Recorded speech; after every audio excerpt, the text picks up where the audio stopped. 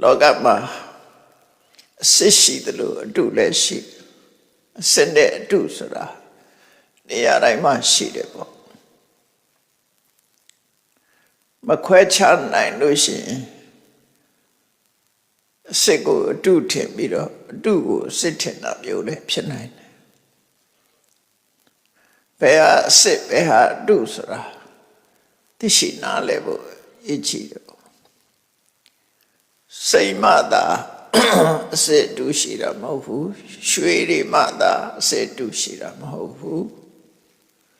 လူတွေလှုပ်ဆောင်တဲ့အလုပ်ကိစ္စနဲ့ပတ်သက်ပြီးတော့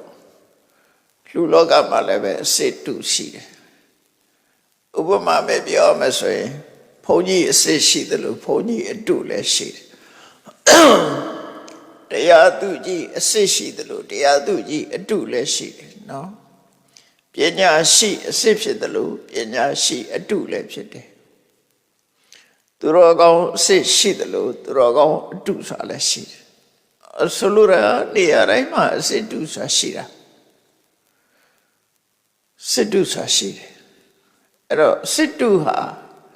တဘာဝအဖြစ်တော့စစ်အတုဆိုတဲ့နေရာမှာ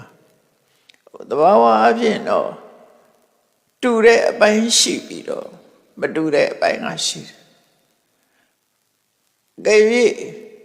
နှစ်ခုစလုံးဟာတူနေတယ်ဆိုလို့ရှိရင်တော့ဒါခွဲခြားလို့ရမှာမဟုတ်။တခုတော့ကွဲပြားခြားနားမှုရှိရ။အဲ့တော့အစစ်တူရဲ့သဘောက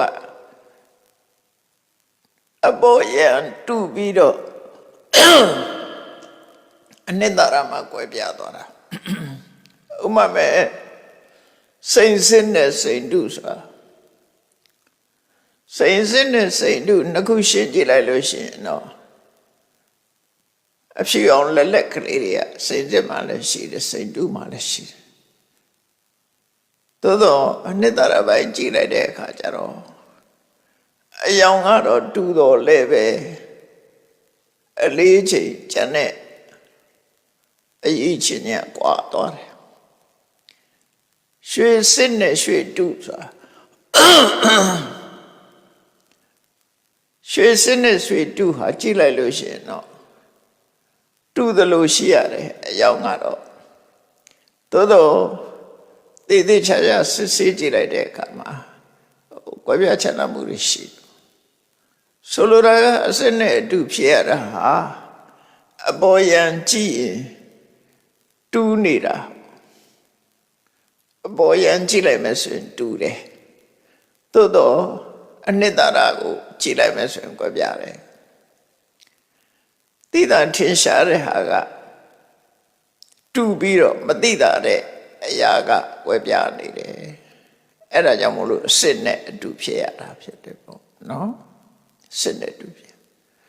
ဒါလည်းလောကကြီးမှာသိသိလိုက်တဲ့ပညာရတစ်ခုပဲပေါ့စိန်ကြောင်းကိုနားလေတဲ့ကျွမ်းကျင်တဲ့ပုဂ္ဂိုလ်တွေကတော့ဒါအစလားအတုလားရေးချင်အဖြစ်ခွဲခြားပြီးတော့ပြောနိုင်ကြတယ်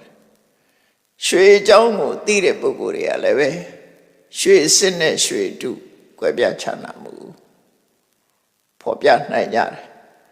တမန်ပုဂ္ဂိုလ်တွေကသိနိုင်လားလို့ဆိုတမန်ပုဂ္ဂိုလ်တွေကမသိနိုင်ဘူးတဲ့အဲ့ဒါကို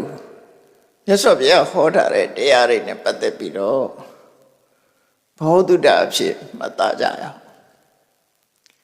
မြတ်စွာဘုရားကတရားဟောတဲ့အခါမှာရှုထောင့်ဆုံးကဟောတာအကြောင်းပေါ်လာတဲ့အခါမှာထိုအကြောင်းကိုအကြောင်းပြုပြီးတော့ရှုထောင့်ဆုံးကဟောထားတာအဲ့ဒါမှအဖက်ဖက်ကအတွေးမြင်ဘောဓုတကိုဖြစ်ပေါ်စေတတ်တယ်ဒါကြောင့်ဘုရားတရားတော်တွေကမတ်တဲ့နဲ့ဉာဏ်နာတဲ့နဲ့